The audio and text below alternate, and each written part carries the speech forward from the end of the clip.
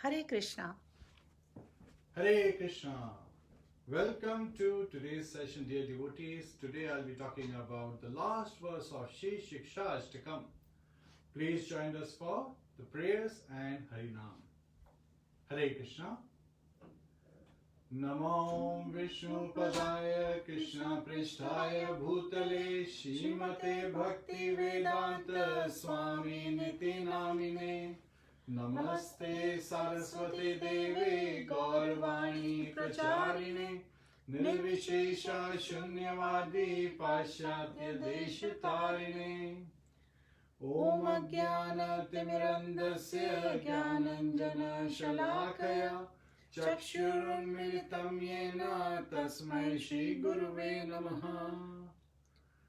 Shri Kṛṣṇa Chaitanya Prabhu Nityananda Shri Advaita Gadadhar Shivasadi Gaur Bhakta Vrinda.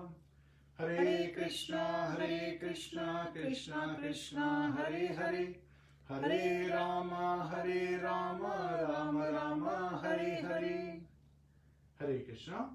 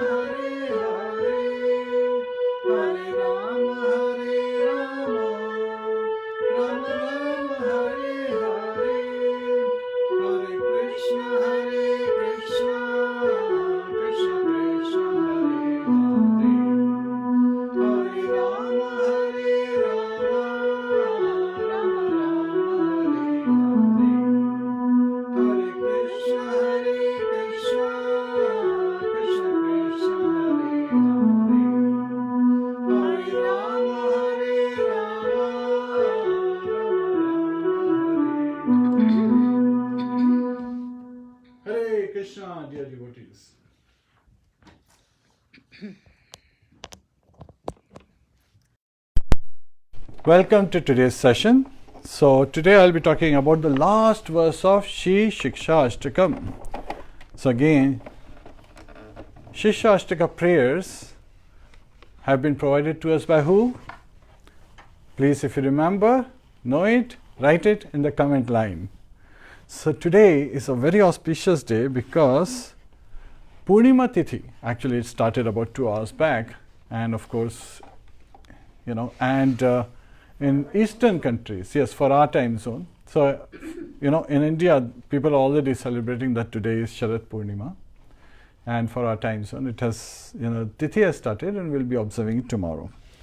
So, again, very auspicious time ahead. And this last verse actually takes us to that mood of Radharani, to that mood in Prema Bhakti, to that expression that she has. So Chaitanya Mahaprabhu, he himself is reciting his own verse and he's experiencing Radharani's ecstasy that she experiences when she is serving Lord Shri Krishna, or when she is even thinking of Lord Shri Krishna. So Sikshastaka. So Chaitanya Mahaprabhu only provided us this 8 verses, and Shiksha means knowledge or instructions. And these 8 verses enable us to understand the progression in Krishna consciousness from the very beginning stage in Krishna consciousness to the topmost stage. We talked about the 3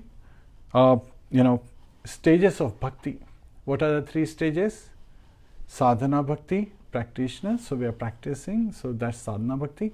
Bhava bhakti, when we have developed attachment, we have developed a reliance on the lotus feet of Lord Shri Krishna. We're completely relying on him to give us protection. So now the 6 limbs of surrender, they become to manifest for us. So we come into that mood. And then finally the 3rd one is Prema Bhakti. And this verse, along with the first, 6th and 7th verse, says it relates to Prema Bhakti. But this is like culmination. It is like the heavy concentration of Prema, as we can see. And the beautiful examples being given in Chaitanya Charitamrita related to this verse itself. And with respect to the 3 goals of life, yes? Recap, brief. Yes, I'm recapping. This is the recap. Yes. And so, the 3 stages of Vedic knowledge, Sambandha, Abhideya, Prayojana. So, the first 5 verses relates to Sambandha. And similarly, with respect to Bhakti, they refer to Sadhana Bhakti, practicing.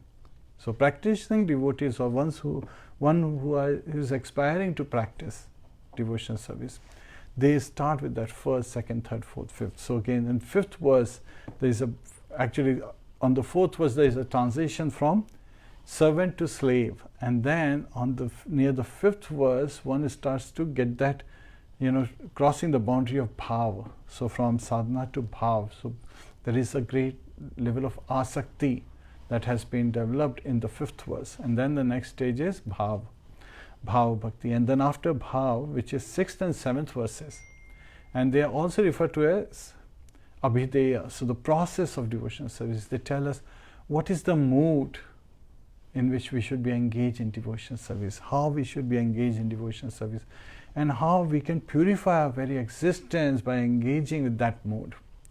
And then finally it comes to the 8th verse.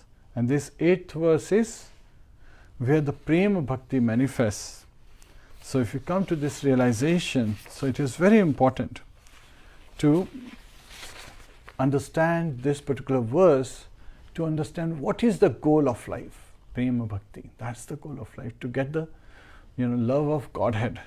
And when we get this Prema Bhakti, then of course we can go back home, back to Godhead.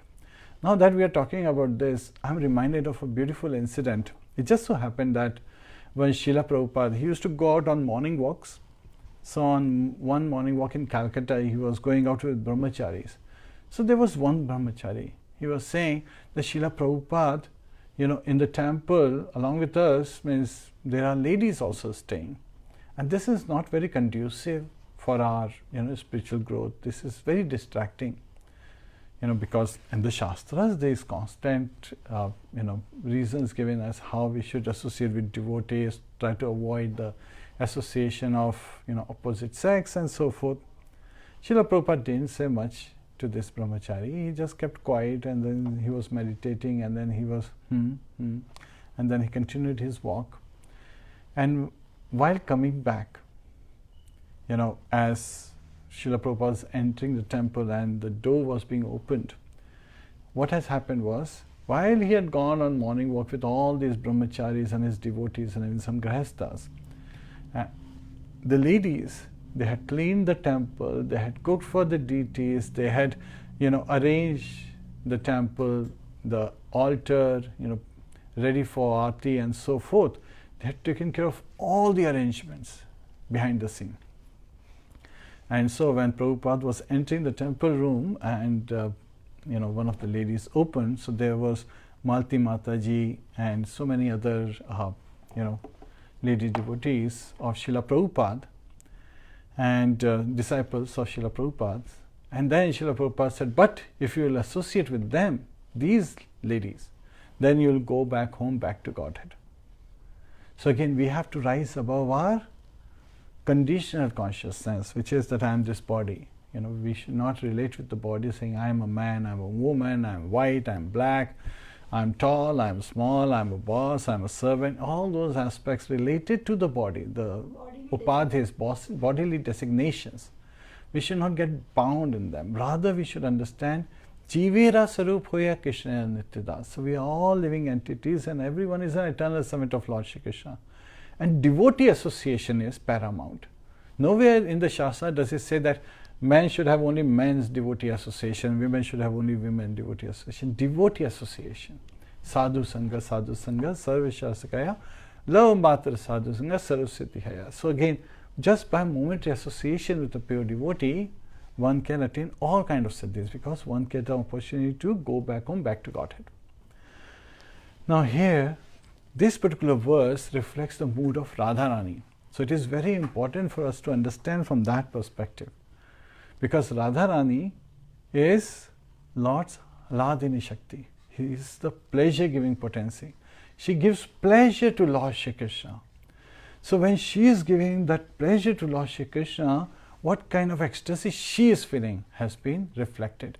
And her mood, her surrender, her dedication has been reflected. So Chaitanya Mahaprabhu, after we talked about, that he is in the 7th verse is saying that when I am meditating, when I am chanting the holy name, my eyes have become like clouds, and there is torrents of rain, just like that from the clouds, from a rainy cloud, there is torrents of rain falling.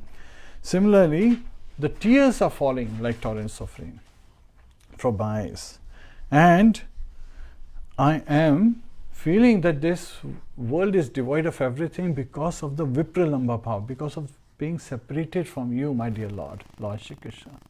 So this is where Chaitanya Mahaprabhu is reflecting that this Vipralamba Bhav is being identified. And this is the bhav of gopis, that they are always meditating on Lord Shri Krishna, and in separation they were feeling that way, that this world is shunya, it's void, it's null and void, it has no purpose.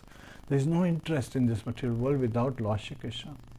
So that's how. And then when Uddhav visits, we also talked about Vrindavan. At that time, how he was so surprised to see the gopis and their bhav, and Yashoda Mai and Nand Baba, and how all the Vrindavan Vasis in that Vipralamba, in that mood of separation, were constantly doing remembrance of what? Lord's pastimes, eternal pastimes. So that is the benediction, that we get to eternally meditate on Lord's pastimes. So now, while he was thinking in this manner, the ecstatic symptoms developed in the very being of Sri Chaitanya Mahaprabhu. And these symptoms were of envy, great eagerness to see Lord Shri Krishna, full with humility to serve Lord Shri Krishna, zeal to engage in, giving pleasure to Lord Shri Krishna, and supplication to always be at the lotus feet of Lord Shri Krishna. So this is the mood he is telling, that how, because of the pure heart of Radharani, how she is feeling by his example. This is the mood that Chaitanya Mahaprabhu came to experience. Lord Krishna came in this material world as Chaitanya Mahaprabhu to experience the ecstasy that Srimati Radharani experiences. And so, as soon as in that mood he started speaking this verse and the following verses, again in the last chapter, Sikshastaka prayers, chapter 20 of Antya Leela in Chaitanya Charitamrita. So these prayers have been identified, the mood of Chaitanya Mahaprabhu has been identified. So let's cover this verse. Please join me in reading. So this last verse, 8th verse of Sikshastaka, reflects the prema bhakti with prayojana, with that love of Godhead. And that is the perfection of life. So the chanting of the holy name is the perfection of life. And the perfection of life is to chant the holy name. So please join me.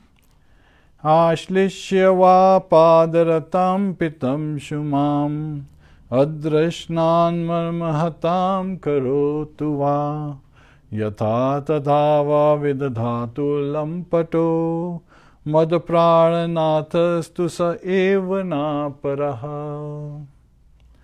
Let Krishna tightly embrace me, this maid servant who has fallen at his lotus feet. Or let him trample me or break my heart by never being visible to me.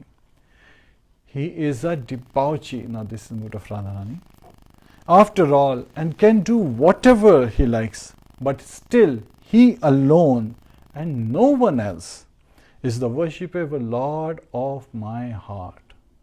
So such exalted feelings have been reflected.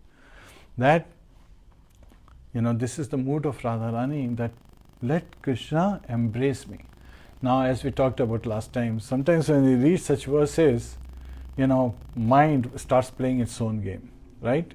And some devotees start feeling, oh, I'm feeling like gopis. And, they haven't hardly been introduced to Krishna consciousness, but they start expressing. So again, Srila Bhaktisiddhanta Saraswati Goswami Maharaj, Srila Prabhupada, he wants us not to act like Sahajiyas, Prakas Sahajiyas. We're thinking that I am a gopi and I'm dancing with Krishna and I'm, with Krishna. Because that's a very exalted status, right? And this behavior of Prakas Sahajiyas is basically to attract name, fame and glories from other bewildered living entities in this material world. And it doesn't help anyone. Rather, when the gopis and Radharani are showing it in a very, inner circle, only in an inner circle they are displaying this. And Uddhav was invited in that inner circle, so that's why in Srimad Bhagavatam we see the description being given. And of course, with Sharad Purnima, Rasa dance is going on. Sometimes it's very interesting that, there were many incidents. I'll just refer to one. So a news reporter, he said, Krishna is dancing with all these gopis, 16,000 of them. What kind of scenario is this? And the simple response of the devotee was, he was a 6-year-old boy. Come on, what do you think a 6-year-old boy would think? So that certainly surprises people that, oh, he was 6-year-old boy, he was doing rasa dance. That changes the whole perception. In Poland, there was a Polish nun, she actually filed a court case against Krishna, saying that this Krishna, he has 16,000 plus wives, more than 16,000 wives. And these people are propagating in ISKCON, in Krishna, Hare Krishnas, these people are propagating him to be God. So this is a highly immoral behavior. Means again, this is highly immoral and should be banned. This movement should be banned. That was her case. So devotees, they prepared something. So they did not hire any advocate or anyone. They simply, went and just asked one question of this nun. They asked her, what was the oath that you took when you became nun? And right then and there she was dumbfounded. She could not reply because the oath says that I am, accepting Christ to be my husband and all that. So they said that if Krishna, who is immoral, who has 16,000 plus, well, Christ happened to have millions and millions of wives from that perspective. So the case was immediately dismissed. So we can understand. So yes, in material consciousness, sometimes people get bewildered and they start to raise fingers, but not realizing that 3 fingers are always pointing back to us. And raise fingers on whom? On the Supreme Lord. So that is one should be very careful, because Vishwanath Chakravarti Thakur, he wants us that towards the Vaishnavas or towards the lordships, Shri Radha Krishna, one should be very careful to blaspheme them, because that would cause them to suffer hellish conditions of life, hellish life for millions and millions of years. So we should be very, very careful with dealing. Rather, what to talk about the devotees, even towards the general populace, we should be very respectful. That is where the mood comes in, right? Tranadapi shunijana taroriva sahishnuna amanina manadena kirtaniya sadahari. Considering oneself to be most humble than the grass on the street, more tolerant than the tree, not expecting any honor for oneself, but ready to give all honors to others. This is very interesting, because in this material world, as if you see, when somebody does good and is honored, that's okay. But people are eager to get honor for things they have not done. And when to talk about giving honor, then they say, why should I give honor? That person should give me honor. So this is, we talked about in demoniac and divine and demonic nature in Bhagavad Gita, 16th chapter, as how a demonic person thinks.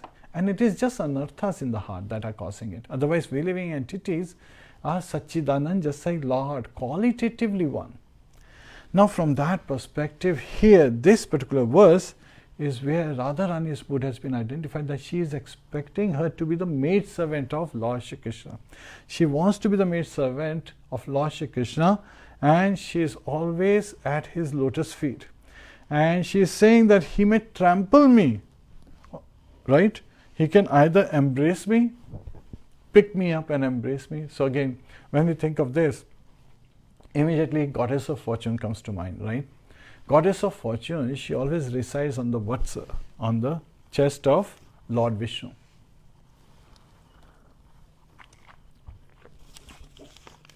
And Radharani gives her example with respect to this mood. She is saying, even though Goddess of Fortune is residing on the Vaksha, on the chest of Lord Vishnu, she is eager to serve his lotus feet.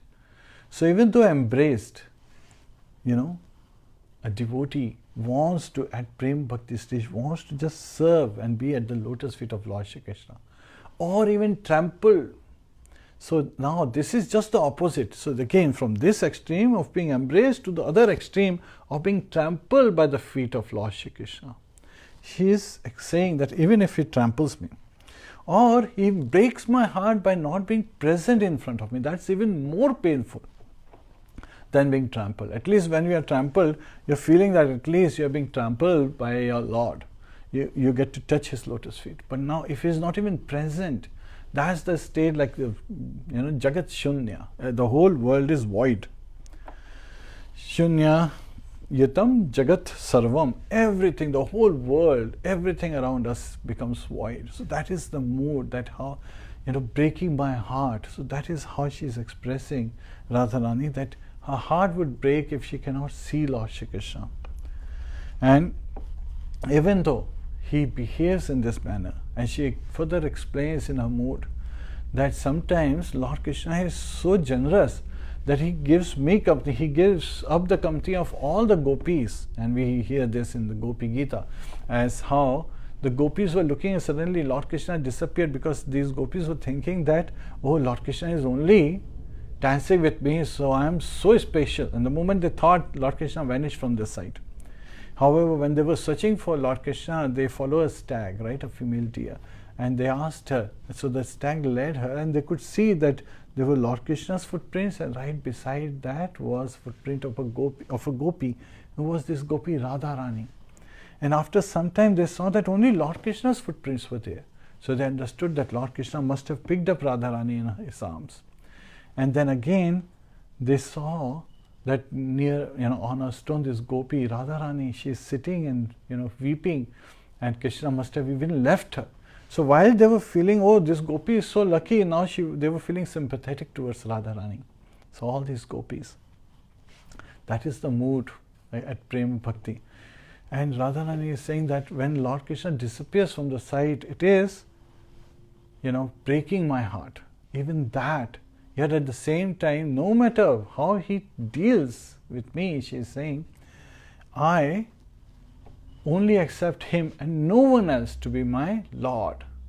So sometimes people even say that, but she was married to Abhimanyu. Well, Abhimanyu was the shadow of Lord Shri Krishna. And in, again, I'm thinking of the spiritual master of Lord Shri Krishna, not Sandipani Muni. Garga Samhita, yeah. There it has been very nicely described, the marriage of Lord Krishna and Radharani. And Lord Brahma was the priest. So if people who are interested in saying that, knowing when Lord Krishna and Radharani were married, they can go and read not Brahma Samhita, Garga Samhita. Remember, Garga Samhita.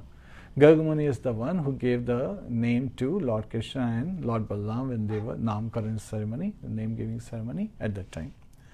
So here this mood has been expressed. And then she is saying that, and sometimes he's a debauchee. So he's like this envy, right? And she is feeling this, somewhat mixed with anger. She is feeling that Lord Krishna, he feels whatever he feels like. So she can call him, we cannot, right? So she is calling that he sometimes gives another gopi his company. So she is feeling that I am being left behind, another gopi is experiencing. And then in her mood she expresses, so this is Chaitanya Mahaprabhu sharing this mood of Radharani, that if he wants the company of another gopi, I would become the maid servant of that gopi. I would serve that gopi so that Lord Krishna gets pleasure. So in all conditions, Lord Krishna should experience pleasure. Now this mood of Radharani, when the queens at Dwarka, when they were surprised that Lord Krishna, Lord Vasudeva Krishna, even sometimes while sleeping, he would call out gopis' names, oh Radhe, oh Vrishbhanu Sute, he would call out, oh Lalite, that way. So they were surprised that they were serving him day and night, and he's calling out the names of gopis. So they were really bewildered, and they expressed sometimes, to Uddhava and others. And Shri Brihad Bhagavatamrita, there is a very nice description as how these queens are complaining to even Devashi Narad that why is Lord Krishna remembering these gopis. So it just so happens that once Lord Krishna has a headache. So he gets this headache, he's saying, I'm having a severe throbbing headache. He's holding on to his head, everyone is surprised. Lord Krishna, the Supreme Personality of Godhead, he has a headache. So they were surprised. But then Devashi Narad says, my dear Lord, please tell us how can this headache be removed? Because Rukmini had called all kind of Vedas, all the doctors and all the, experts in the medical field, they had come and they could not find the cause and they could not find the remedy. And so Devashi Narad said, my dear Lord, please share, how can your headache be cured? How can you be, you feel comfortable? At that time, Lord Shri Krishna said, oh, if the dust from the feet of my devotee is placed on my head, then my headache will go away. Now, as soon as Devashi Narad heard this, he's like, what? He's a devotee of the Lord. He said, I can't put the dust of my feet on your head. I will have to suffer for eternity in hellish condition for having done this act. And then when Rukmini heard, she's like, no, he is my Prananath, he is my life and soul. How can I do it? Make him touch the dust of my feet. That is impossible. And Satyabhama and all the 16,108 queens, including Satyabhama and Rukmini Devi, all of them were like, no, this is not possible. And so Lord Krishna asked Devashinara to go to Vraj and see if somebody would be ready to. So Devashinara, he headed towards Vraj. Now at the Yamuna Tat, right, he saw some gopis. And he said, do you know that Krishna has a headache? On this, the moment they heard Lord Krishna has headache, they started wailing, they started crying out, how could, our Lord is having a headache, he's in pain. And then he says, but there is a solution. If the dust from the feet of his devotee can be put on his head, his headache will go away, he will be cured. And they started trampling the ground. They said, bring buckets, take this dust. And he was shocked. He's like, aren't you, aware that if this dust is placed on Lord Krishna's head, you will have to suffer in hell for eternity? They were like, no, we don't care. We don't care suffering for eternity in hellish conditions. We only care that Lord Krishna will receive pleasure. He will be relieved of the headache. Now when Devashi Narada heard this, he understood that the gopis are ready to do whatever it takes to give pleasure to Lord Shri Krishna, whatever the cost. Irrespective of the cost, they were ready to give pleasure to Lord Shri Krishna. Then he understood the depth of that devotion that the gopis had, that prema bhakti that they had. So we learn lessons, right? And even Lord Krishna, he wears on his forehead Gopi Chandan Tilak, right? So this is Gopi Chandan Tilak. And as baby Krishna, he wears the tilak of cow urine. So if you see Srila Prabhupada's, like again, this book, it's not Darshan, it's Kṛṣṇa book, the big book. There, beautiful picture of Krishna, sitting on a windowsill, and there is a tilak. And then clearly it's written, made up of cow urine. Because it's purifying. Even Lord Krishna accepts that of his devotees. So this is where we learn the Prema Bhakti stage. And when Radharani is saying that if he wants the company, that if it gives him pleasure to be in the company of another devotee, I will become the maid servant of that gopi, right? Of that gopi of whose company Lord Krishna desires. Now when people hear this, they are sometimes surprised. So there is a very beautiful incident that comes in Markandeya Puran. So in Markandeya Puran, as well as it's in Padma Puran and Aditya Puran, where this reference has been given that in old times, right, there used to be a Brahmin by the name Kaushik, and he had, his wife's name was Sandili, and he had been afflicted with leprosy. And right, leper is so this Brahman, but yet at the same time he had this desire to get the company of a prostitute. So again, he used to visit a prostitute, and even though he was visiting a prostitute, he was inflicted with leprosy. His wife Sandili, she never, stopped giving respect to her husband. She would worship him as God, as her life and soul, and she would take care of him as her life and soul. So once it so happened that he expressed to his wife that I want to have that association of that prostitute. So Sandili, the wife, she went to that prostitute and became her maid servant, served her, and finally the prostitute agreed to give company to her husband. So she came back. Now he was a leper, right? He had leprosy, so he couldn't walk. So Sandili, she carried him on her back, and as she was heading over to the prostitute's house, at that time this Brahman Kaushik, his heart changed, his heart melted, seeing the dedication, the devotion, the chastity of his wife, who always worshipped him, so much so that she was carrying him to the house of the prostitute. So he said, no, let's return back. I don't want to see that prostitute. He had a change of heart. And so she just returned back. So now as it was dark at night, as she was coming back, and as she turned, it just so happened that there was Mandavya Muni, not Markandeya Muni. So again, I know in Chaitanya Charitamrita it is given that it was Markandeya Rishi, but it was actually Mandavya Muni, who had been wrongly accused by the king's soldiers, and he was, being tied and was hanging with, like other thieves who had been caught. But with his austerity, he was able to free himself. He was lying on the ground because a lance had been pierced through his body all the way to his head. So he was in pain. And at that time, because she turned, the foot, of the Brahman, Kaushik Brahman, hit him on his face.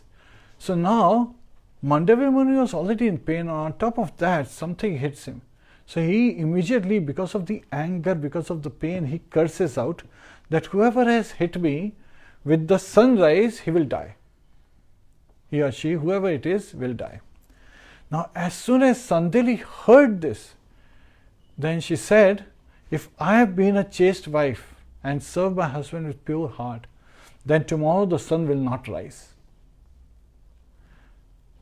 And lo behold, when Vivaswan, the sun god, comes to know that Sandali has taken such a vow, he did not rise, which has been also being identified scientifically, that the rotation of the earth, kind of like caused imbalance because of that influence. And so it did not rise the next day and the next day and the whole year. So for many years the sun was not rising, and the demigods started feeling weak, right? Because it is during when the sun, after the sunrise and before the sunset, is when the yajnas are performed, oblations are made in the fire, and these oblations go to the various demigods, right? And they derive strength from this. And 6 months of earthly year, 6 earthly months are equal to 1 day in the heaven. So that time relativity is being mapped. So 1 day, 2 days they could, but then all of a sudden, like 4-5 days have passed and we haven't received anything. So they were feeling weak. So at that time, all the demigods along with Indra, they approached Lord Brahma. And they said, how is it that the sun is not rising? People on earth, they are not performing sacrifices and we are getting weaker and weaker. And the demons, knowing this, would attack. So at that time, Lord Brahma said, oh, this is because the austerity of a great sage has been defeated by the chastity of a pure wife who is dedicated to her husband. So when they heard, they said, what is the solution? How can the sun rise? So at that time, Lord Brahma said, you should all go and pray to Anusuya. Tell her that Sandali has taken this vow that the sun, if she is chaste, sun will not rise. So Anusuya is also another chaste lady, right? She is wife of Atriya Muni. And so she would be able to go and change the heart of Sandali so that she can withdraw her vow. So at that time, all the demigods went and they prayed to Mother, Anusuya. So when she heard, she said, okay, I will go and talk to Sandali. So Anusuya, Mother Anusuya, she goes to Sandali's house and she tells Sandali that please take away this vow. Sandali says, how can I take away this vow?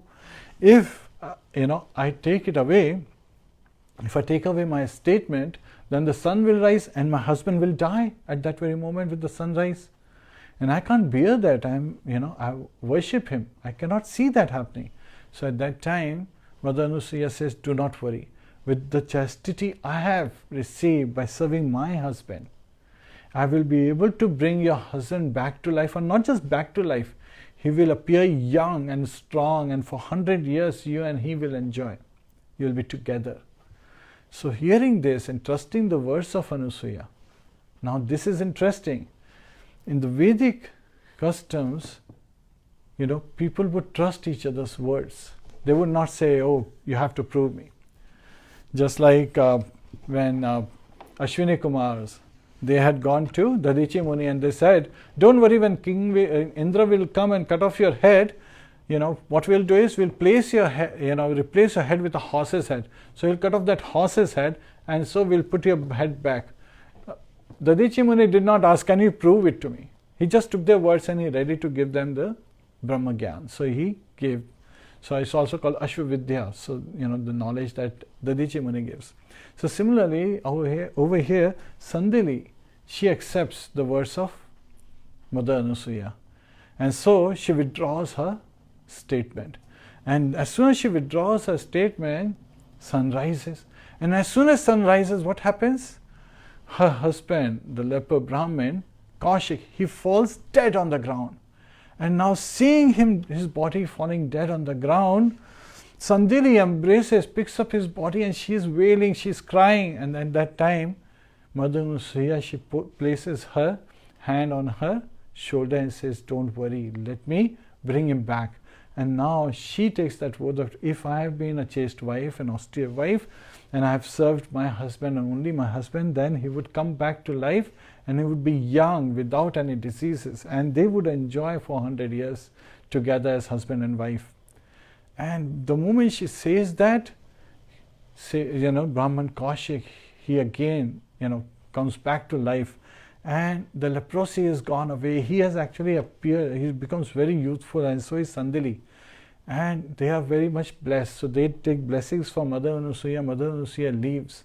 And it was because of this austerity that the three goddesses, right? Goddess Lakshmi, Goddess Parvati, and Goddess Saraswati, when they come to know of it, then they want to take lessons. They want to test her out. So Anusuya's test happens right after this one.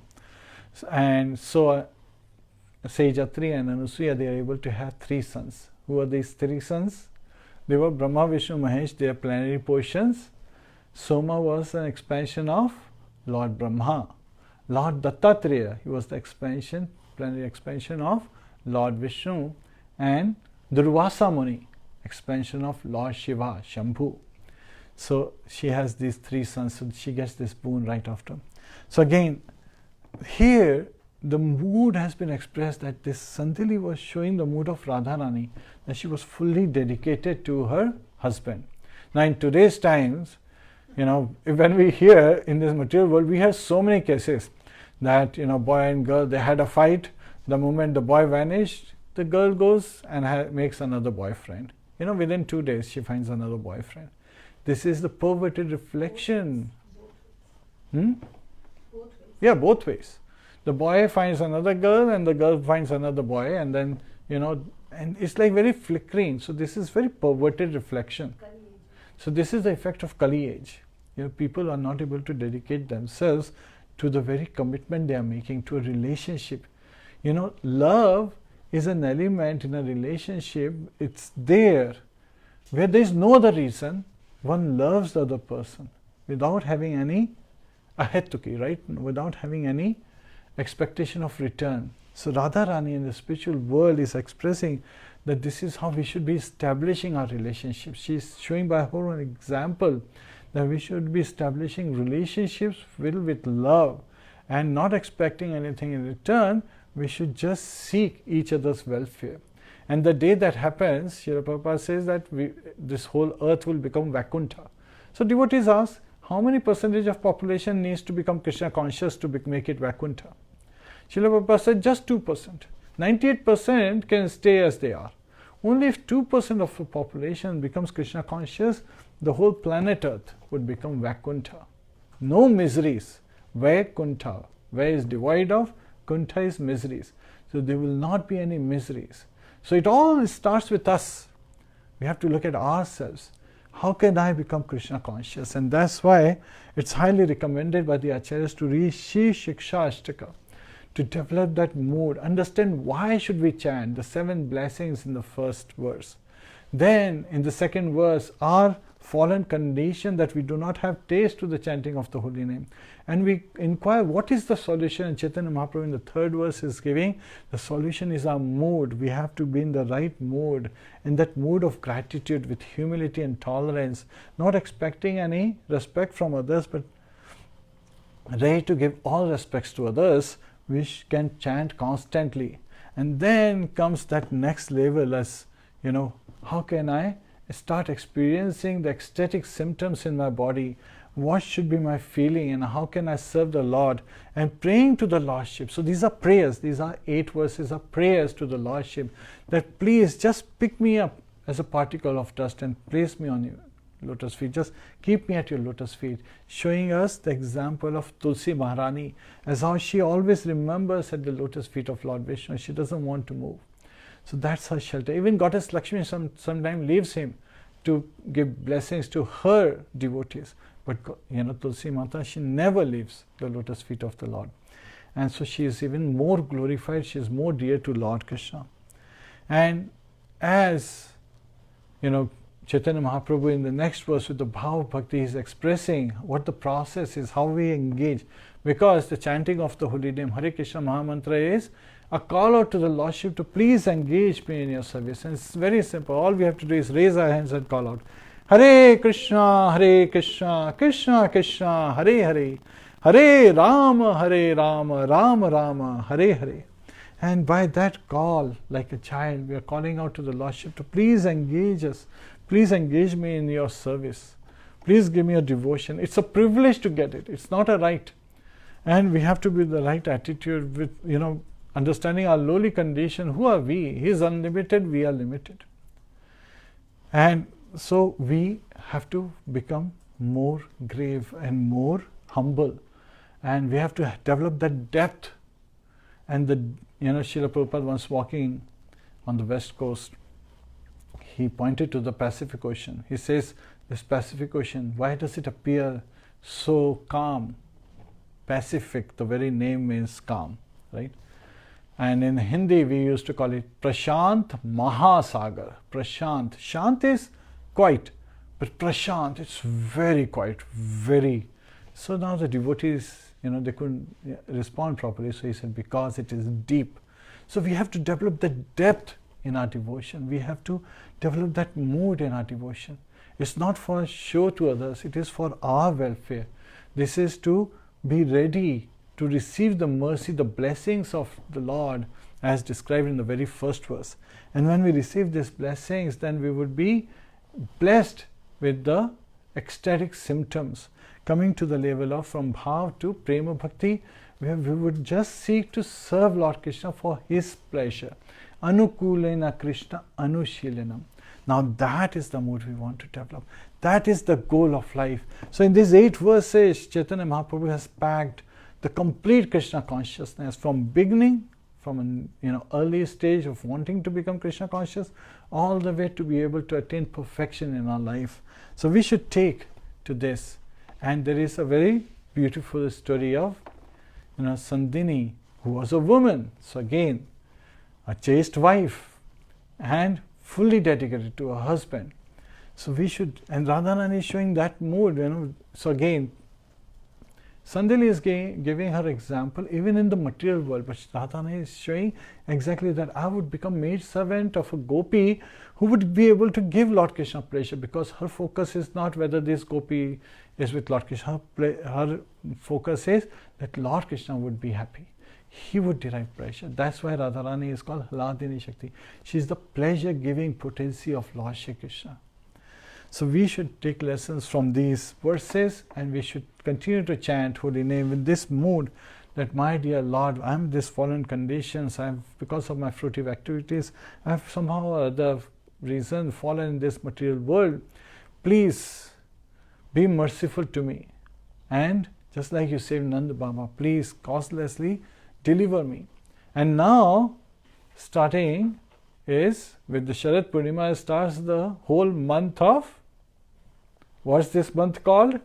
Damodar month. Kartik month, right? We also call it Damodar Mas. And during this month, so again, let's look at it. What are the great holidays that we observe?